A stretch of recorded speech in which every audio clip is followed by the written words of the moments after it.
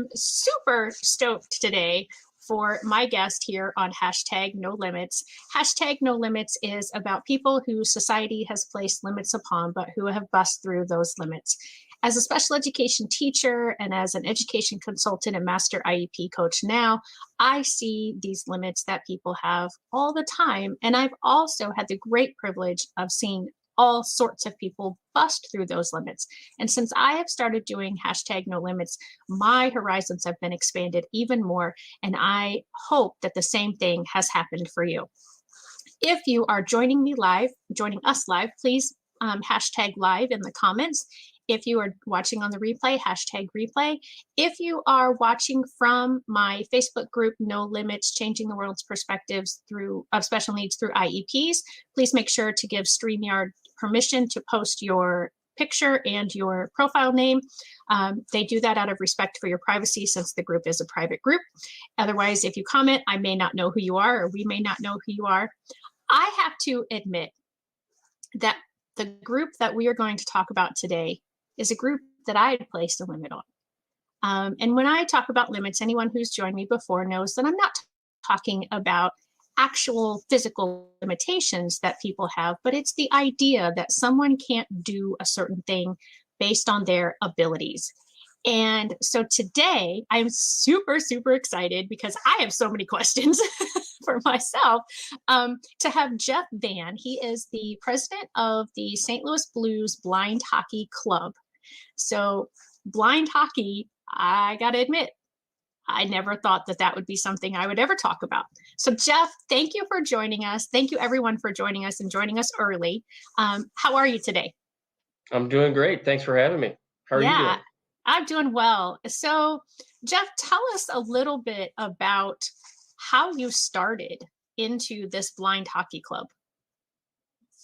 Well, I played hockey when I was in high school, and got married and had kids, and I have my kids gotten involved in hockey, and I've grown up, with them coaching hockey and been involved in it for many years now. And so my wife and I have another project that we're working on, Spirit of Discovery Park, which is actually an amusement park we're working on in the St. Louis area that's built for people with all abilities. So the entire place is going to have engineering and design specifically for people who have disabilities and special needs and everything, as well as their families and friends come along. That is so awesome. So selfishly, I'm like, hey, I want an ice rink in this deal, if I have a say in it, right? So I had seen, sled hockey and special hockey. We had seen curling even, I think, out of Indianapolis. It was done with people with special needs and stuff. So I was thinking, hey, this would be really cool. Plus, in St. Louis, this hockey is growing so rapidly because the Blues had won the Stanley Cup. Little plug there. That it would get rented out as well from the community. So I thought it was a good idea, and this was, hey, the sky's the limit. We're doing an ice rink too, right? So absolutely. Anyway, there was a friend of ours now, I got introduced to, Sean Bora, who is a gentleman who is visually impaired, and got to know him, got to become friends with him, and he introduced me to blind hockey, which I had never heard of. And just like you, was like, what are you talking about, right? So he said, well, hey, I've been talking to this guy, Bruce Porter, over in Washington, D.C., who's with the Blinded Veterans Association. And he's telling me that he can help us start a program. I just need somebody to help me do that. And so my eyes kind of raised up, and I said, well, tell me more, right? And so essentially he put us in touch with Bruce, and Bruce told us about blind hockey, how it's been in Canada for 40 plus years. Wow. And he was trying to help grow the sport in the United States. And so he was willing to fly from Washington, D.C.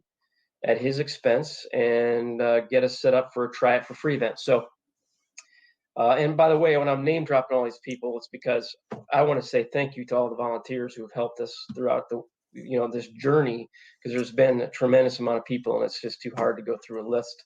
So anyway, Bruce Porter and all that. So Kirkwood Youth Hockey is who we're affiliated with for my kids and growing up through. Tremendous organization. They jumped on board really quick with giving us ice time and no shortage of volunteers. Emo's Pizza here locally, it's a St. Louis style pizza. They donated food and drink. And so we put out flyers or Facebook and all this kind of stuff. And Bruce flew in. He brought, I don't know if you ever seen a hockey bag before, but he carried like 4 or 5 of these hockey bags full of equipment that we were going to outfit people with that showed up to try to play hockey. So, and it was really what we would call a stick and puck. So a lot of people had never skated before. Some people had never played hockey before, so it was a lot of different challenges.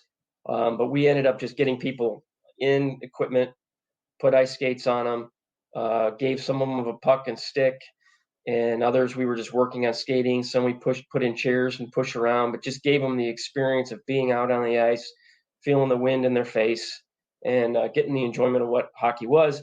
And at the same time, introducing a bunch of people who played and coached hockey for a lifetime and never heard of such a thing. So we had about 17 people show up to learn how to play. These were participants, and we had probably double the volunteers, and there was not a dry eye in sight by the time it was over.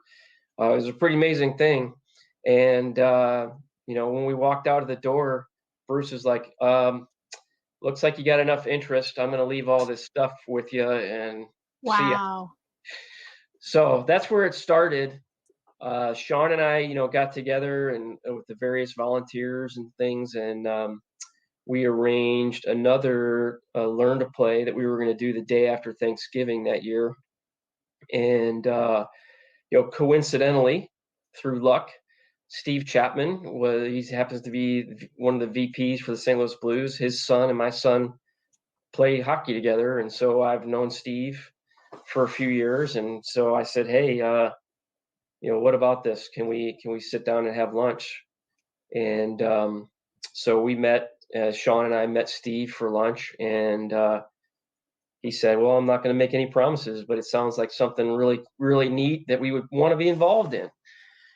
And so we had the Try It for Free event that Friday after Thanksgiving, and the CEO of the Blues, Chris Zimmerman, and his wife, Emily Birch, came, and a friend of theirs, Michael Lowenbaum, Randy Gersh is one of the VPs also. They all showed up and watched, and it was kind of a ragtag event, people with mismatched uniforms and mismatched socks and volunteers from all over, not knowing what they're doing, but, basically just making a go of it. And it wasn't long after that the Blues said, we want to be a part of this. What can we do for you? And really the main thing we wanted from them, was, getting the word out, trying to recruit players, growing the program. Most importantly, it was to be able to wear the blue note, have their colors, and be able to be called St. Louis Blues Blind Hockey Club. So they were very gracious. They invited us down to, I guess it's Enterprise now. It was Savas Center, I think, at the time, but invited us down to skate on their home ice.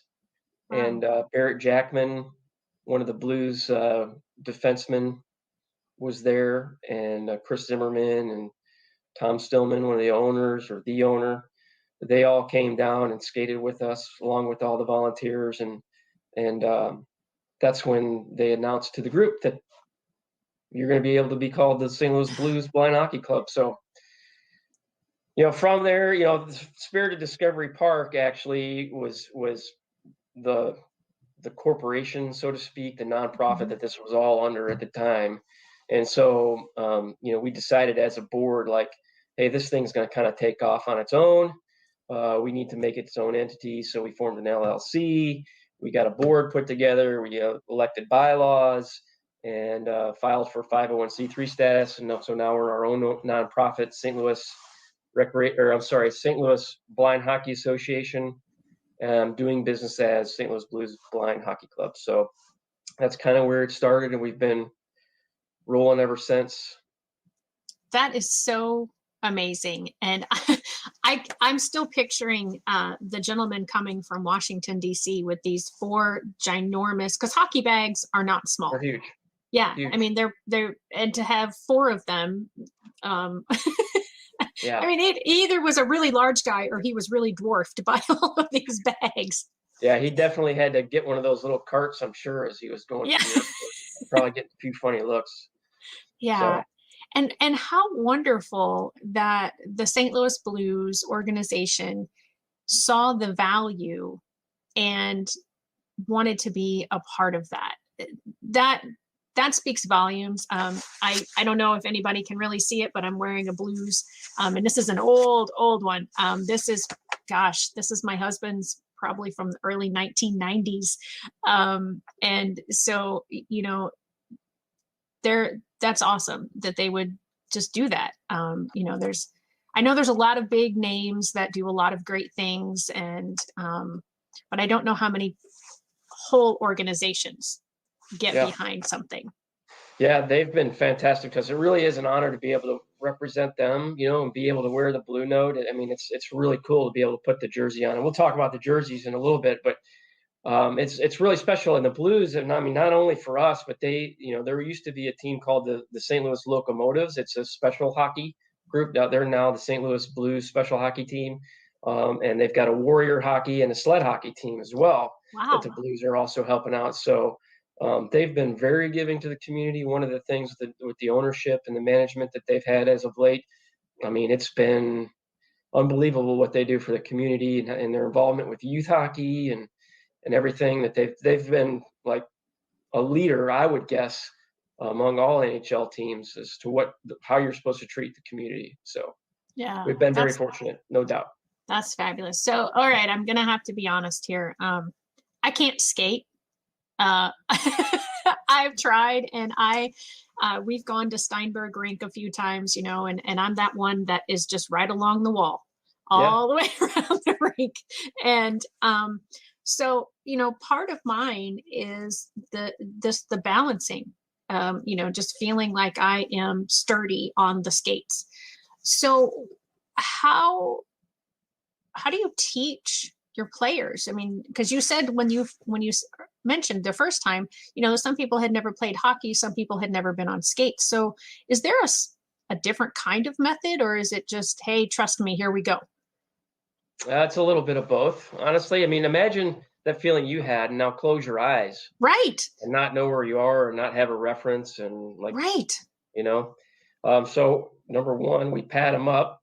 So we try to break the fall as much as we can, and just like anybody else that you're teaching hockey, they have to understand that they're going to be really good at falling down, and they're going to learn to get really good at getting back up. So that's one of the first things we do is make sure they know that it's okay to fall down, and we even make them fall down on purpose so that they have faith in the gear that they're wearing, and it takes away some of the fear that's inside. Because it's even for somebody who is sighted, it's, I mean, to fall down, ice is hard, right? And there's right, nothing to break your fall on, and so you hit with full force. It almost feels like it's harder than concrete. So yeah, to give them some confidence in their gear and stuff is a key step to that, and make sure they're comfortable with that. And then just let them understand it's like a baby learning how to walk all over again. If you watch a baby, when they're first trying that out, it's up, down, up, down, up, down, parents picking them up, and they keep falling, parents picking them up. Eventually, their body just kind of figures it out. And that's literally what learning how to skate is like. You have to put the skates on, you have to be willing to get out there, fall down, get back up, and just keep going. And eventually, the muscles start figuring out. Eventually, you start getting balance, and it becomes. And of course, we have tricks that we can do. We can, if you're a youngster, you can push a bucket around. You can hold on to the wall and go around the perimeter. We just had a guy 3 or 4 weeks ago who came out for one of our last two sessions, and never skated before in his life. His legs were shaking and trembling, and he would be out there for maybe 3 minutes before he'd have to take a break. And by the end of the second session, he was skating around pushing a goal. So he'd have a full size goal, have his hands on the goal, and he was just kind of like a walker almost. But yeah, he's a big 6'2" adult, so he was just pushing that thing around, and just he had advanced from not even being able to stand up to pushing this net around in just 2 Wow, sessions. So that's we tell awesome. people all the time that there's no experience required, not even for ice skating. Come out and try it. We don't, if you're interested in it, and I know this goes for the 19 clubs around town or around the country, that if you're interested in playing blind hockey, there shouldn't be anything that holds you back. And that includes not knowing how to ice skate. That's awesome. So the 19 clubs. So there are other clubs around the country that are blind hockey clubs? Yeah, since it started a few years ago, there's been 19 organizations. I can't name them all, but they're, Chicago is a huge one. We don't like them very much, but, Right, right, of course. but they're there. We got to deal with it. Pittsburgh, Maine, North Carolina, Colorado. There's a couple of them out west, Dallas. I think there's one in California. They're Minnesota. They're all over the place, and I apologize to the ones that I didn't name, but I will tell you that I'll put the list up on on our website, stlbbhc.com, St. Louis Blues Blind Hockey Club.com. You can have that resource, and obviously I'm always available if someone is trying to find a club. I can help them find it. But so yeah, another exciting thing is that they're working to make this a Paralympic sport, and so USA now has an official USA blind hockey team, and there's a Canadian blind hockey team. Those are the two countries that have official, national teams that are competing, and so it's grown in a few short years in the United States from, one in Washington and one in Chicago and Pittsburgh to 19 clubs and a national team. So Yeah, that's amazing. So out of those clubs, are you the only ones affiliated with a major team? Chicago is Chicago Blackhawks. Oh, yeah. Yeah. You didn't have to say their name. Right. And Colorado, Pittsburgh was at one time. And again, I apologize. I can't remember who all. No, that's I fine. believe Minnesota Wild is involved with them up there. But yeah, there are other NHL organizations that are involved in it, and they do a good job as well. Obviously, we'd like to see every city with an NHL team have their team affiliated at some level, but Sure. all in due time. Yeah. Well, and we know that our team affiliation is the best one around the country, and everybody should learn from us. Without a doubt. That's a no-brainer. So here's a question, and this is a question that I have. How do they manage to find and hit a hockey puck? I've watched a few games, and they are so fast-paced, it's really hard to follow the puck. Great question. I just so happen to have some pucks here that you can see. So this is a regular ice hockey puck. It's made out of rubber, and it's 3 inches in diameter and 1 inch thick. This is a blind hockey puck. Okay. It is 5.5 inches around and just under 2 inches thick. This one has ball bearings. It's made out of metal and has ball bearings in it, so it makes noise. So when you hit this thing, it slides around and like a rattle makes noise. When we do a face-off, the referee will start the face-off by shaking the puck, letting everybody know we're getting ready to do a face-off. And then they drop a puck, just like in a regular hockey game. This one makes the noise, obviously, the loud banging and crashing that it makes every time that it gets hit by a stick or hits the wall or goalpost or something like that. They have some special rules. Well, let me back up. Because it's bigger and it's got more surface area, it moves slower. Okay. So it is still a fast-moving game, but this puck will not move as fast as a regular hockey puck, and that's intentional. Sure. Because it helps people track it and keep out where it is on the ice. So, but there are a couple of rules in place to help players track it. So if you're familiar with hockey, there's a red line that goes in the middle, and then there's a blue line that on either side that separates what would be the offensive zone or defensive zone, depending on where you're going. So as a team carries the puck across the blue line into the offensive zone, they have to complete one pass before they can take a shot. Okay, so what that does is it allows the puck to make noise, and for the goaltenders and the defensemen to understand where it is and help track where it is. And so once that pass is completed, there's an audible pass whistle that's sound off by the referee who says, okay, everyone has been in the offensive zone or defensive zone and they hear the puck moving and they've had an opportunity to track where it is. You're now free to shoot. So there has to be a completed pass. So it's kind of interesting. If you get a breakaway, you kind of got to wait for somebody to come in to pass to. Well, that's an interesting deal. But a pass can be, dumping it in and rimming it around the boards, and one of your teammates goes in, below the net and picks it up. That counts as a pass. It can also be a very traditional pass, from a right winger to a centerman right in front of the net. That counts, and a shot gets off right away. But the bottom line is you have to have that audible sound. So a couple of things that go along with that. So, a lot of people may not know this. I certainly didn't understand blindness and vision impairments when I started, but saying that you're blind doesn't mean you can't see anything. Okay, so there's varying levels of visual impairment and blindness. So in hockey, typically, doesn't have to be, but typically, so your goaltender has to be totally blind. If they're not, they have to wear a blindfold. So the goaltender can't see anything. That can be just because of their own physical ability or because they're wearing a blindfold.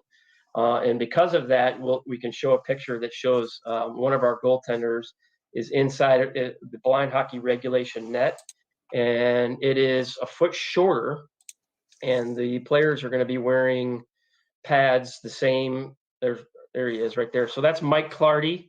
He's one of our. Hey, by the way, don't worry about age either. Mike's in his 60s, and he's starting to play hockey. That's awesome. So, so typically goaltenders will stay on their knees and use shuffling and slide between the posts and stuff.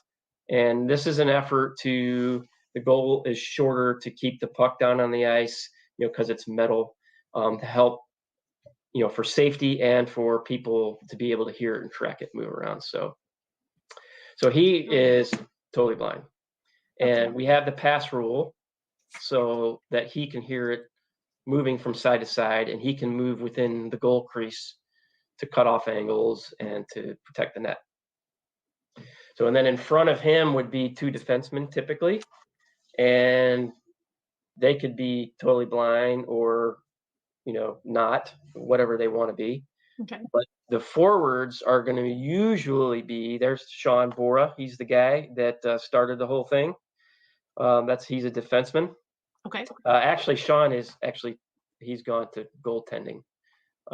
So if we go back, there's a picture of Sean and Mike together. There's Sean on the right, Mike on the left. So he's now a goalie, but in that other picture, he's a defenseman standing in front of the net. So typically the forwards would have better vision, the best vision, so to speak, out of all of it. And so you get a little bit faster moving game, and your defensemen are kind of more stay at home, just kind of depending on things. At least that's the way we've experienced it so far. So again, no limits. We're not saying that's the way it's got to be, but that seems to be the way it is.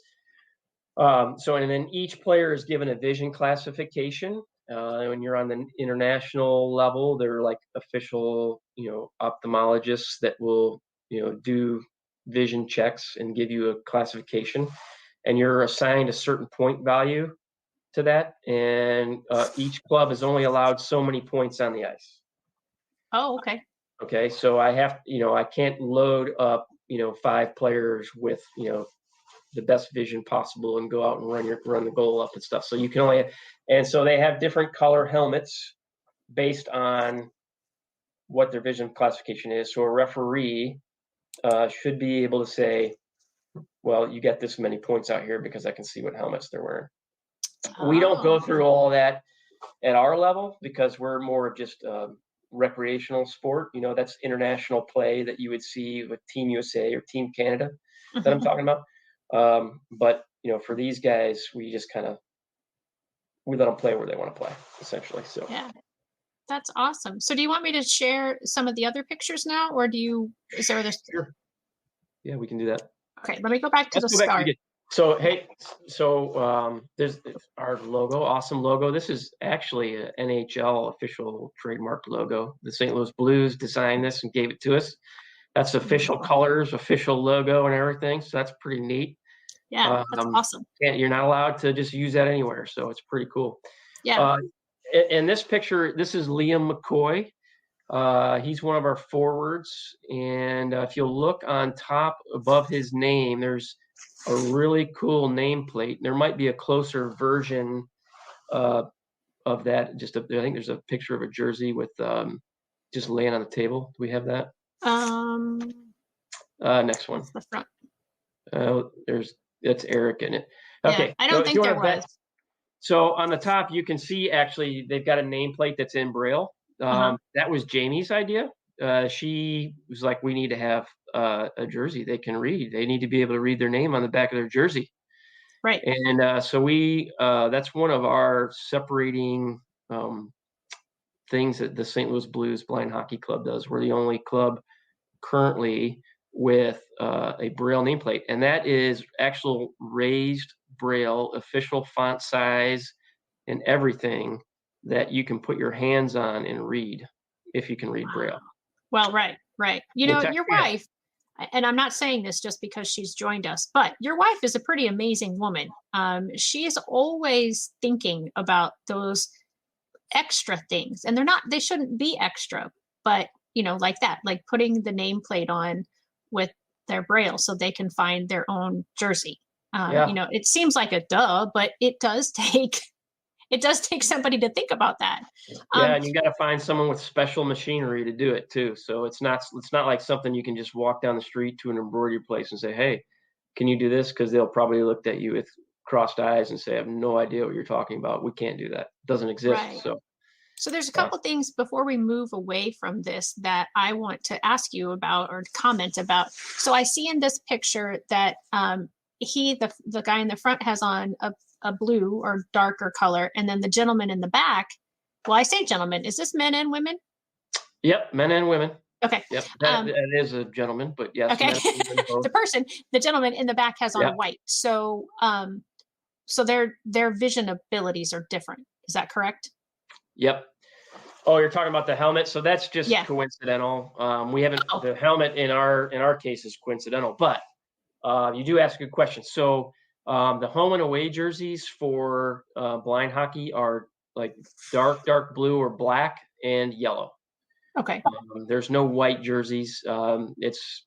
It's got to do with their ability to, they need contrasting colors Hmm. to be able to see, and yellow is the best color that if versus black or dark blue that they can see. And obviously white on white boards and white ice wouldn't work. So Right. your jerseys in blind hockey, you're either going to be a yellow or dark blue or black.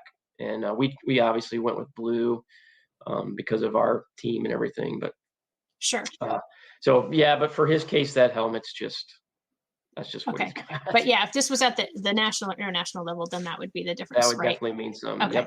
Yep. So the You have other it right thing that again. I wanted to bring out from this picture is at the bottom of his jersey, it says Healthy Vision. Yes, Tell us we about love that. we love Healthy Vision Association. So in this all these pictures, you'll see us in the Centene Community Ice Center, which is, I should have sent you a picture of this place, but I don't know for sure, but I've heard the place cost $85 million to build. It's Yikes. got 4 sheets of ice. There's one outside. There's an amphitheater, a little grocery store, a full, hockey pro shop. There's an arena that has bowl seating where, I mean, you can seating all the way around, suspended, scoreboard, concessions. It's like, one of the universities is playing in there. It's a really great complex. And we were an organization before Centene Community Ice Center actually existed. And the Blues were involved in, the planning of, they didn't actually build it, but they were involved in the planning of this complex. And this is where they call their home for practices, and their alumni have their own locker room and they skate there, a couple of times a week, I think. But we were invited by the Blues to come down for the groundbreaking. And of course, there were a bunch of Blues alumni there Bobby Plager, Brett Hull, and Bernie Federko, Hall of Famer, who happens to be involved with Healthy Vision Association. And again, Jamie ran over there and grabbed him by the arm and pulled him over, and got to. She has no fear. I know. I'm like, leave the man alone. He's got, he doesn't want. She's like, no, we're talking to him. So, so he comes over and gets introduced to all the players and stuff, and that's where he was first introduced to, the blind hockey team, and then obviously with our affiliation with the Blues, kind of getting underway, and Randy Gersh, who is my key contact there now, talking with Bernie. The Healthy Vision Association is now our number one supporter. So we really appreciate everything they do for us. They give us financially, they're supporting the team, and so because of them, we're able to buy a full season of ice. And if the player wants to come in and try ice hockey, we're able to get them new equipment or sticks. We're able to buy these pucks. Usually these are we're given so many of these by USA Hockey, but if we were to order these, they're $50 a piece. Wow. And I didn't show you before. This is what they look like after a few uses.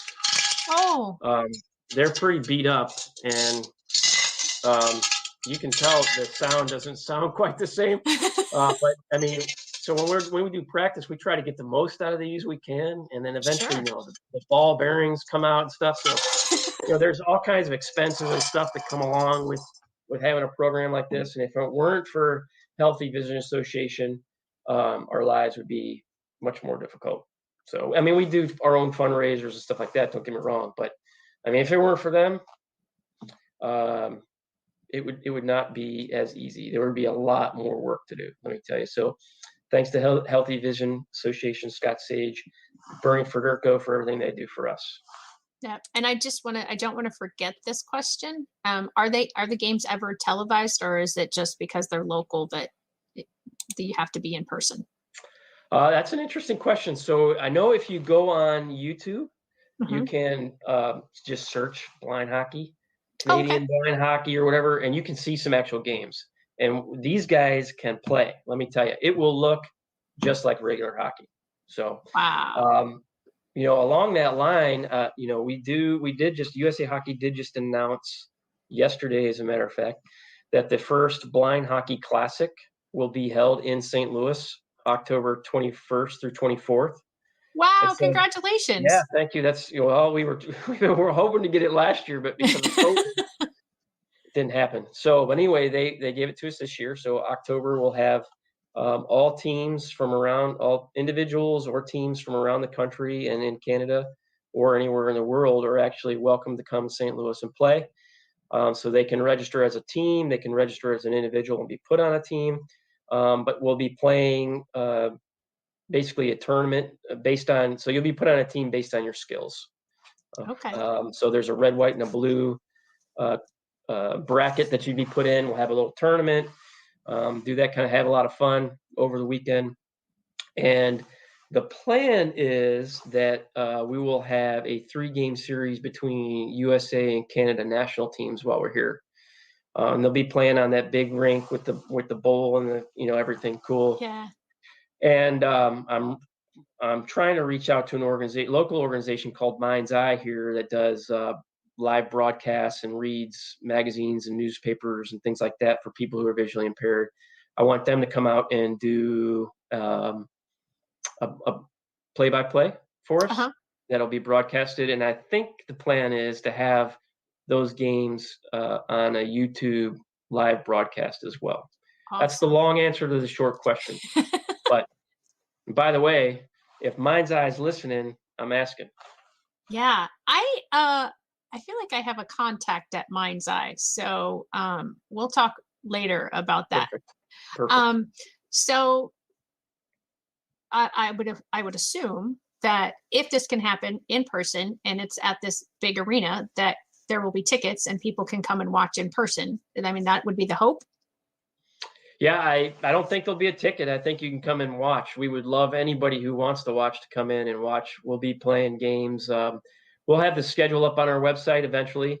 I think we're talking about registration opening in May, so we got to get that here pretty quick. Now that I think about it, but we got to get that schedule ironed out, and there'll be games Friday, Saturday, and Sunday morning. So I think people will be able to leave, by 1 o'clock to get home Sure. on Sunday. But Friday night, Saturday afternoon, and Sunday. But anyway, anyone, we'd love to have people out. Yeah, that's Oh, awesome. I forgot to tell you this too. So we were talking about the puck, Uh-huh. and this whole event just reminded me that there's an organization called Lighthouse for the Blind. They do manufacturing and stuff, and hire people with visual impairment to give them jobs. So Okay. they have an organization here in town, and they have been generous enough to donate some money to the St. Louis University Engineering Department, and have been working with Dr. Jenna Gorlowitz over there to work on redesigning the puck for a Oh, couple of reasons. Because you saw how beat up they get, and they make a lot of noise and stuff. But the one issue with that puck is that when it stops moving, it stops making noise. So there are other adaptive sports like beat ball and stuff like that. But the beat balls, we've had them out on the ice, and the beeping just doesn't work well with the noise bouncing off the boards and stuff. It's just oh, very not very pleasant. It's not easy to track, and the beat ball just doesn't hold up to. It's a very harsh environment if you think about getting hit with sticks and right. crossbars and boards, and then it's wet, because the ice, the shavings, they melt and all that and stuff. So the electronics just didn't survive. So anyway, Dr. Gorlowitz is working with some of her graduate students to design a new puck, and they've been working on that for a little bit over a year. But they will also be at the Blind Hockey Classic, showing off prototypes and just kind of talking, almost like a science fair, talking about, you know, this is what we're dealing with, and this is what we're working on, and this is where we are now. So That's that's awesome. That exciting is too. so cool. Yeah. Yeah, So I want to go back to the pictures because we didn't yeah, get through them all, and I want to make sure that we get a chance to talk about everything. So that's the back of the uniform. So this is the front. yep. Um, is it the front of this one, or is this the front of the like? That's Tracy Litchke's jersey there that we have, Okay, number 8. all Yeah, right. So I was it just is. curious, It's like the the whole. same jersey though, just different number. Yeah, Okay, yeah, it's that's what the I same meant. jersey. Was it like Yep. the home jersey or the away jersey? Yeah. Yeah, so there you can see Eric Kaiser. That was the first day we gave out the new jersey. So that's a lot of these folks, the first time they could read their name on their own jersey. So you can see there the yellow, and he's holding the blue one Gotcha. up, but the yellow one's in his hand as well. Okay. Big smile. He's Yeah. one of our. He's in college right now. Um, he's one of our. He's a good player. Good. We hope to see him on the national team. So this is Brian Haynes. This was the first time I met Brian at this event. This was a kind of a recruiting event. So we separated the ice skating from the hockey playing, and this is in the summer. We're out in a local roller inline rink, Hmm. and just letting people play with the stick and stuff. And so that's a wiffle ball that we. Mike Savak, who's with he's the head coach for the head coach for the U.S. Blind team, and also the Chicago Blackhawks blind team. But he gave me this idea. That is a ball, wiffle ball that we cut open and put bells from Michael's gift store in, Uh-huh. Yeah. and wrap some tape around it. And so now we have an audible, basically street ball for them to use. And they were just kind of, passing it around and just kind of getting used to stick handling stuff. And that was Brian's first time he had ever played hockey or anything. And he is a natural. So he came That's he came awesome. out and tried that, and then he came out and skated. Now he's part of the team now. He Perfect. comes out and skates with us all the time. I'm still amazed. So this picture we already talked about. Yep. This Yep. picture There's we Mike talked in about. the net. There's Sean, just to give you, that's Sean standing in the goalie standing in front of the net, just to give you Okay. more perspective of, it's the same size as a regulation hockey net, except it's a foot shorter. So I see a time clock in the back. So do you play 3 periods like a normal? Yep, it would be 3 periods. And Yep, then, just like normal. That's just the time of day on well, that. yeah, no, I mean, Yeah. that just triggered my thought. I tend to have what I call, squirrel connections in my brain. Like I'll Okay. see something and it's like 4 steps away from what I'm talking Right. about. So Right. that's the No, only I get reason it. I try I to get it. clarify that for people. Right. Oh, there's Pete Wolf in the background. So I think I can't go without thanking the coaches that we have in place. So Pete Wolf is standing behind Mike Clardy in the net there. Pete is our goaltending coach. Okay. He's just an awesome guy who comes out every Sunday and works with our goaltenders to get them mobile in front of the net and teach them how to play in position and cut off angles. And if we're missing one, he puts his pads on and fills in for them. So that's Pete Wolf there. We also have Mary Beth Thompson, who is our learn. So if we split our ice in half. We have one half is learn to play, and the Okay. other half is hockey. So Mary Beth is in charge of our learn to play. She's on our board, and she works with all the volunteers and coordinates and develops practice plans. And on the learn to play side, it's more of a one-on-one volunteer to athlete, and it could be someone working on falling down and standing up, or working on their stride, working on skating backwards, any number of things to get them ready to move into the hockey side, and they move at their own pace.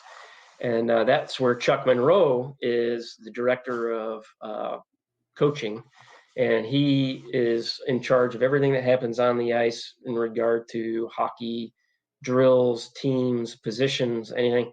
And he has done an outstanding job. And if you would see the progress that people have made in the few years that we've been doing this, you would be amazed. I mean, it's been unreal to watch. And those three folks are the reason why it's happening that way. Wow. That's awesome. That's so amazing. You talked about skating backwards, and I was thinking, gosh, I can't even skate forwards. And now you have and I mean, I just didn't think about it. It's just one of those things where, yeah, of course, hockey players have to skate backwards because they have to Yeah. keep their eye on the puck and where it's coming at them. So, I mean, it makes sense. It's just another one of those things that I'm like, oh yeah, that's another aspect. Yep. That's Carter, one of our volunteers, passing the puck back and forth with Tracy Litchke in the background, one of our players. So she's kind of more she's kind of getting close to the hockey side. She's on the learn to play side Okay. at the moment, but she's just working on passing the puck and kind of getting the feel for moving around the ice and controlling the puck and stuff like that. So, and then Carter's working with her on that there in that picture. And now that you've explained the difference in size, I can see it in these pictures, but I really didn't catch it before you showed the difference in the Yeah. sizes. Yeah, it's definitely bigger and moves a little slower, and then it makes that noise, of course. So, and then there's a lot of communication that goes on between I can't tell. I think maybe Tracy probably is passing it to Carter in this picture, actually. But so Carter would be tapping his stick on the ice, calling for the pass, giving her an indication of where to pass to. Mm-hmm. And then, obviously the puck's making noise. Or if one of our volunteers has the puck and is going to pass to a player, in her case, learning how to do it, he would, tap the puck saying, all right, I'm passing it to you, so they can kind of zero in on where it's going. And it's just kind of, very basic in the beginning, learning, how to track the puck and how to understand where they are on the ice, and hearing that audible stuff to try and get comfortable with it moving around, and just working on it. It's muscle memory. A lot of muscle memory comes into play. Sure. Wow. So this is Andrew dressed up in the uniform, and his sister Danielle. They're both players. They took this year off because of COVID, Mm-hmm. and then just a volunteer skating with them. But Andrew, one of the deals, like I mentioned before, was pushing. He can skate on his own. He does just fine. But one of the good exercise to help you dig your feet, get your butt down, your knees bent, and dig your feet into the ice is to push something around. And so he decided to push his sister around, and they were both having a good time doing it. Probably the only time he was allowed to push his sister around and That's not right. get in trouble for That's right. it. And let me tell you, she's got a personality that is would not take much pushing. Oh. So, She stands up for herself, oh in other yeah, words. yeah, Yeah, well, she's a hoot. that's good. Yeah. Louis, that's one of the banners that we have, trying to recruit new people. We were doing an event with Delta Gamma, Learn to Skate, just kind of introducing people and supporting what they were doing. And just again, St. Louis Blues showing their support for us, sending Louis out to hang out with the young kids and make them feel comfortable about the concept of hockey. And so we were there just kind of trying to spread the word about what we do and stuff like that. That's awesome. And then here's one of the coolest things they did for us. This was St. Louis blind hockey only time with the Stanley Cup after they won. They have, if you're not familiar with the Stanley Cup, it's got people who follow that thing around and take care of it. And they are very protective of it. And you don't get to just hang out with it. And we were fortunate enough with the Blues support to bring that to one of our practices, and so all the players got to hug on it and take individual pictures, and then we got the team photo. Got a bunch of volunteers and coaches. Chuck Monroe, I was talking about, is back there in the back left, the tall guy, and then Pete's all the way to the right in the back. David Fields is one of our board members, right next to Pete. He's one of our players, Josh's dad. And then if you look behind David Fields, I'm over on the right, there's a guy sticking his head up you can kind of see his record. That's John Kruska. He's one of our board members. And then all of our volunteers and stuff, Andrew and Alex and Carter and Chloe, bunch of people in there. So That's awesome. That's so cool. And yeah, for people who are hockey fans, I mean, that's the holy grail, the Stanley Cup. So I mean, to be able to get that close to it and to, like you said, love on it and have pictures taken with it, that's way cool. yeah, there is no trophy that's harder to win than that one. Really? I'll tell you that. No way. Okay. I mean, you got to, yeah, like 7 game series or whatever it is. Yeah. It is an absolute grind and a beatdown. And if you win that thing, you've gone through some battles to get it. Yeah. So without a doubt, it was really neat for them to bring it for us to see and take pictures with. Yeah. Well, that's the end of the slideshow. So I think I covered all the pictures that you sent me. I hoped I did, at least. I tried to count and make sure I had everybody in there that you sent me. So if you weren't in the slides and he anticipated that you would be there, that's my fault, not his fault. So take it out on me, not him. Well, I tried to get the video stuff didn't work. I was trying to get some video of some stuff to show you, but we'll make it a point to make a spot on our website or something. We'll put up some more photos and some videos and things like that, and then we'll have. Obviously, you can get a hold of us if you have any questions. If you want to know if there's a club in your area, whatever it is, we're happy to help. Yeah, that's awesome. I was just kind of looking over the notes that I'd taken of things, and I think we covered all of the things that we had talked about previously that we wanted to cover. And so I know you have another meeting that you have to get to here in about 10 minutes. So I want to start wrapping up. What is there anything that we haven't talked about that you want to talk about? The one thing I think we talked about that you and I kind of talked about on the phone for a while was the fact that, I'm painting this picture that's rainbows and butterflies, and it sounds like everything just fell into place. But anyone who's thinking about doing anything like this needs to know that there's a lot of work that comes along with it and a lot of heartache that comes along with it. And you just have to be persistent and power through the struggles. And if it weren't for the people that I'm involved in, David Fields, who's a pastor who, talked me off the ledge more than once.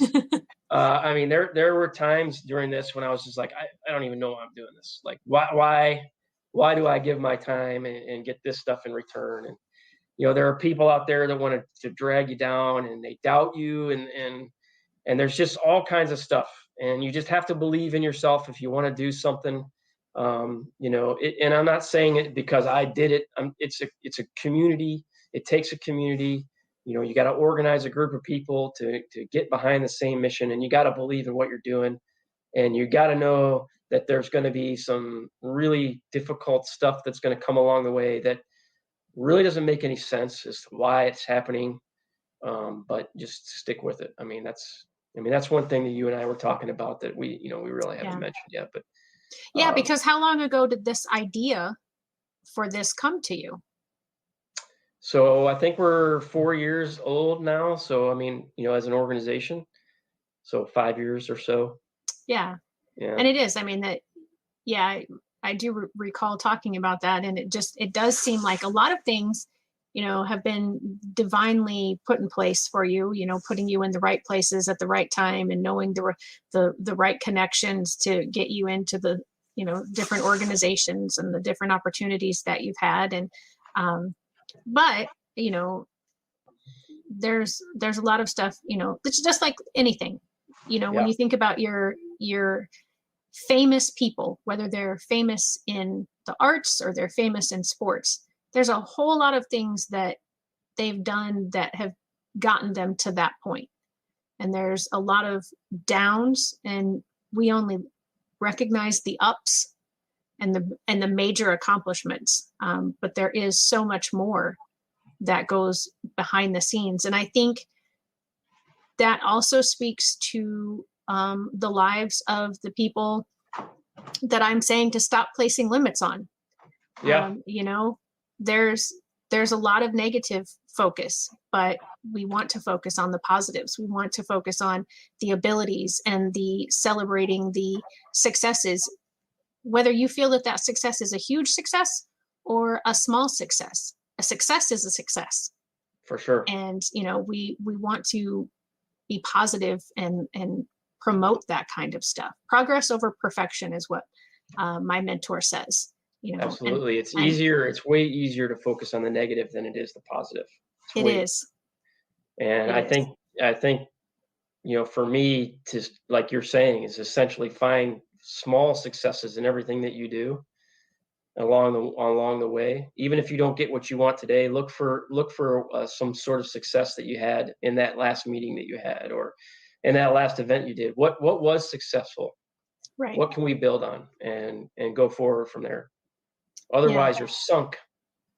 Right. Yeah. I mean, we've certainly seen in our society, when you focus on the negatives, you just find more negatives. So it works the same way. When you focus on the positives, you find more positives. That's right. 100%. So, yeah. All right. Well, I just wanted to pop this up in case you didn't see it. Thank you, Mr. Vann. I will definitely be checking out YouTube. If it wasn't such a long drive for me, I would love to volunteer for your organization. So that's a good question to kind of end on. You said to reach out to you, and you tell the website address again. I'm going to type it in while you're saying it. Well, it's just the abbreviation for St. Louis Blues Blind Hockey Club. So if you can remember that, it's stlbbhc.com.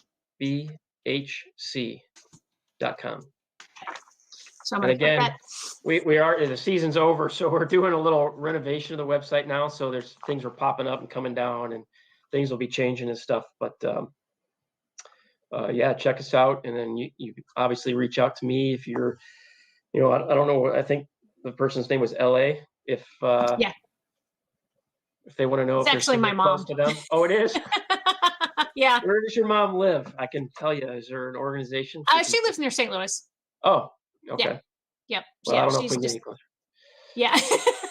No, you can't. Not unless you get into rural Illinois. So. Yeah. That's awesome. Yeah. No. So thank you. So yeah, there's opportunities on the website, hopefully, for people to reach out if they want to volunteer or get more information.